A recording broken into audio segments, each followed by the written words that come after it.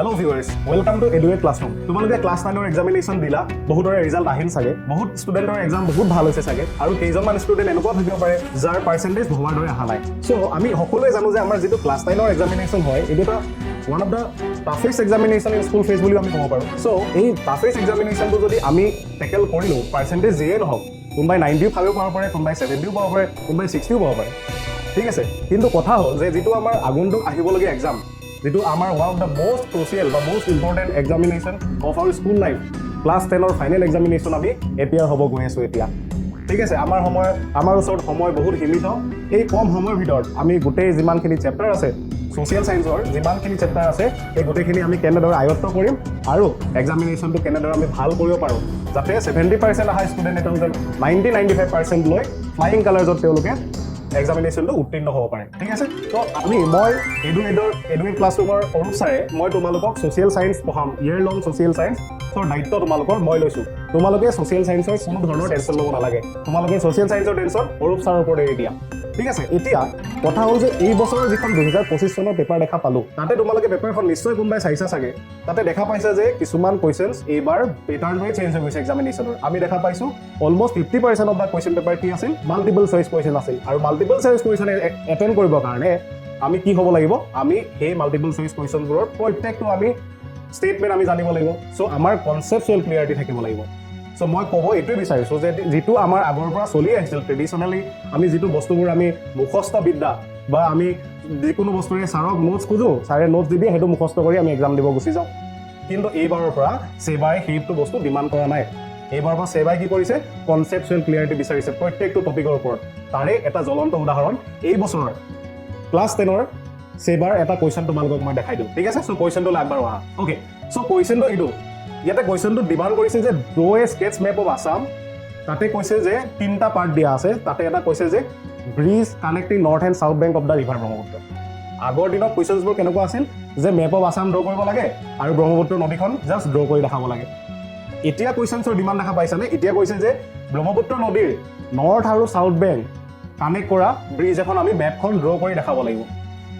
চ' তাৰ কাৰণে আমি কি কি বস্তু জানিব লাগিব? প্ৰথম কথা আমি মেপখন ড্ৰ কৰিব জানিব লাগিব, আৰু দ্বিতীয় কথা হ'ল আমি ব্ৰহ্মপুত্ৰ ৰিভাৰৰ ওপৰত থকা নদী ব্ৰিজেছ কেইখনৰ আমি নাম আমি জানিব লাগিব। চ' আমি বহুতে শুনিছোঁ চাগে, ধলাশদিয়া ব্ৰিজ শুনিছোঁ, তাৰপিছত আমি ধুবুৰী ফুলবাৰী যিখন ব্ৰিজ কনষ্ট্ৰাকশ্যনত আছে সেইখনৰ নাম শুনিছোঁ। চ' এক্সামে হলত আমি কেনেকৈ মেপখন আঁকি বস্তুবোৰ লোকেট কৰিম চাই লওঁ আহা। অ'কে, চ' এই পেজটো যদি চোৱা, এই ইমেজটো যদি চোৱা, ইয়াতে এইখন মেপ অফ আছাম হয়। ঠিক আছে, আৰু নীলাকে ব্লু কালাৰত যিটো দেখুওৱা হৈছে এইটো হৈছে Brahmaputra river. This is the Brahmaputra river. ইয়াতে বহুত কেইখন ব্ৰিজেছ আছে ব্ৰহ্মপুত্ৰৰ ওপৰত। আমাক কি কৈছে? আমাক কৈছে যে we have to locate one bridge of the river Brahmaputra. আমি সকলোৱে জানো যে আমি ধলাশদিয়া ব্ৰিজখন 2018ত আমাৰ কি হৈছিল, ধলাশদিয়া ব্ৰিজখন আমাৰ ইনাগুৰেট কৰা হৈছিল, বা আমি বগীবিল ব্ৰিজৰ কথা লোকেট কৰিব পাৰোঁ। তো তোমালোকৰ যিটো মনত আছে, তো তেনেদৰে তোমালোকে বস্তুবোৰ কি কৰিব লাগিব, লোকেট কৰিব লাগিব। অ'কে ছাৰ, এইটো কুৱেশ্যন এইবাৰ আকৌ ৰিপিট হ'ব নেকি এক্সামিনেশ্যন? নহয়, এইটো কেতিয়াও নহয়। চ' আমি ইয়াৰ পৰা কি শিক্ষা ল'ব লাগে? আমি ইয়াৰ পৰা এইটো বস্তু শিক্ষা ল'ব লাগে যাতে আগন্তুক ইয়েৰত কুৱেশ্যনছ ব্ৰিজৰ ওপৰত যদি আহে কেনেকুৱা ধৰণৰ ভেৰিয়েশ্যনছ বনিব পাৰে কুৱেশ্যন। ত' তাৰে যদি এটা কুৱেশ্যন চাওঁ, মোৰ ফালৰ পৰা মই যদি ছাজেষ্ট কৰোঁ যে এখন ব্ৰিজ কনষ্ট্ৰাকশ্যনত আছে বহুত ফেমাছ, য'ত অসম আৰু মেঘালয়া কানেক্ট কৰিব। ঠিক আছে, এই ৰেড কালাৰ তোমালোকে দেখা পাইছানে? ধুবুৰী ফুলবাৰী ব্ৰিজ, এইখন অসমৰ লংগেষ্ট ব্ৰিজ হ'ব গৈ আছে। ঠিক আছে, আজিৰ দিনত যদি লংগেষ্ট ৰিভাৰ ব্ৰিজ বুলি কওঁ, তেতিয়া আমি ধলাশদিয়াখনক কওঁ। বাট তাৰ পাছত কনষ্ট্ৰাকশ্যন এণ্ড হোৱাৰ পাছত যেতিয়া ইনাগুৰেশ্যন হ'ব, Dhola Sadiya will be the longest bridge. আৰু এতিয়া তাকে কানেক্ট কৰিব Dhubri of Assam and Phulbari will be the. So' কুৱেশ্যনটো সেইটো বনিব পাৰে যে which bridge will connect Assam and Meghalaya. ঠিক আছে, চ' এনেকুৱা ধৰণৰ কুৱেশ্যনটো বনিব পাৰে। অ'কে, চ' এতিয়া কথা হ'ল যে ছাৰ মুখস্থ বিদ্যাই কাম নিদিয়ে। আমি কুৱেশ্যন চাই গম পাইছোঁ ছাৰ মুখস্থ বিদ্যা এই ট্ৰেডিশ্যনেল যিটো আমাৰ শিকাৰ যিটো পদ্ধতি আছিল সেইটো কাম নিদিয়ে। চ' আমি এতিয়া বস্তুবোৰ কি কৰিব লাগিব, অলপমান ৰিচাৰ্চ কৰিব লাগিব। চেপ্টাৰটো জাষ্ট পঢ়িলেই নহ'ব, আমি বস্তুবোৰ ৰিচাৰ্চ কৰিব লাগিব। আমি অলপ চলপ কাৰেণ্ট এফেয়াৰ্ছো জানিব লাগিব, নিউজত কি চলি আছে, আমাৰ মামাই কিবা আজি কৈ দিলে নেকি, তাৰ ওপৰতো কিবা সুধি দিব পাৰে। ঠিক আছে, চ' সেই গোটেই বস্তুবোৰ কম্প্ৰিহেনচিভলি তোমালোকেতো ছায়েন্সো পঢ়িবা, ছ'চিয়েলো পঢ়িবা, মেথছো পঢ়িবা, তোমালোকৰ কাৰণে ইমান সময় নাথাকে। চ' মই কি কৰিম, EduAid ক্লাছৰুমৰ তৰফৰ পৰা মই কি কৰিম, তোমালোকৰ কাৰণে কম্প্ৰিহেনচিভলি এটা কোৰ্চ ডিজাইন কৰি লৈ আনিছোঁ।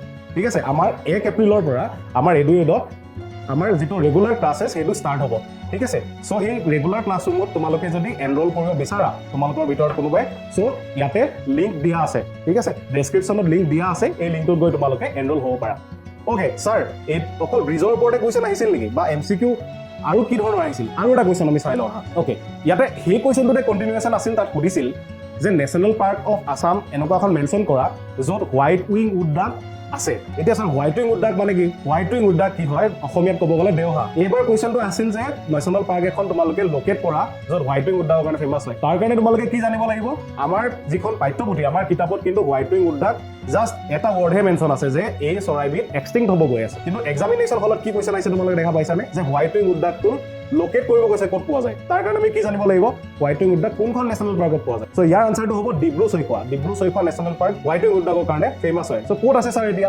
স্যাৰ ডিব্ৰু চৈখোৱা যোৰহাটত আছে নেকি স্যাৰ শিৱসাগৰত আছে নেকি সো সেই বস্তুবোৰ ক্লিয়াৰিটি আনিবৰ কাৰণে মই কি কৰিম তোমালোকক মেপৰ through the wild life sanctuary national park মই সেইখিনিও ক্লাছৰুমত আমি বুজাম ঠিক আছে সো এটা কাম কৰিব পাৰোঁ আমি ইয়াৰ এনসাৰটো যদি হয় ইয়াত Dibru Saikhowa will be in which district Dibrugarh district ঠিক আছে সো এই বস্তুবোৰ আমি ভালদৰে জানিব লাগিব আৰু এটা কুৱেশ্যন আমি যদি দেখা পাওঁ তাতে সুধিছিল যে স্যাৰ ৰিফাইনাৰী এটা লোকেট কৰিব লাগে সো ৰিফাইনাৰী বহুত ইম্পৰ্টেণ্ট হয় আজি প্ৰেজেণ্ট ডেট এতিয়া ৰিচেণ্টলি তোমালোকে নিউজ যদি চাইছা এডভান্টেজ আছাম বুলি কিবা এটা নিউজ পেপাৰ দেখা পাইছা চাগে তাতে বহুত ইনভেষ্টমেণ্ট হৈছে সো সেই ইনভেষ্টমেণ্টবোৰ আমাৰ বেচিকেলি ইণ্ডাষ্ট্ৰিয়েল ডেভেলপমেণ্ট কৰিবৰ কাৰণে আমাৰ গভৰ্ণমেণ্টে ট্ৰাই কৰি আছে তোমালোকক ইমান হাই লেভেলৰ বস্তুবোৰ নালাগে কিন্তু তোমালোকক এক্সামিনেশ্যন হলত সুধিব পাৰে যে আমাৰ কেইখন ৰিফাইনাৰী আছে অসমত এইবাৰ কুৱেশ্যনটো সুধিলে যে ডিগবৈ ৰিফাইনাৰী ক'ত আছে লোকেট কৰিব লাগে ঠিক আছে তো ডিগবৈ ৰিফাইনাৰী ক'ত আছে সেইটো আমি লোকেট কৰিম সো তিনিচুকীয়া ডিষ্ট্ৰিক্টত আছে নে ডিব্ৰুগড় ডিষ্ট্ৰিক্টত আছে আমি থ্ৰু মেপ আমি এইখিনি বস্তু পঢ়িম নেক্সট ইয়াৰ কুৱেশ্যন কি হ'ব পাৰে sir refinery related so next ইয়াৰটো এইটো কুৱেশ্যন ৰিপিট নহয়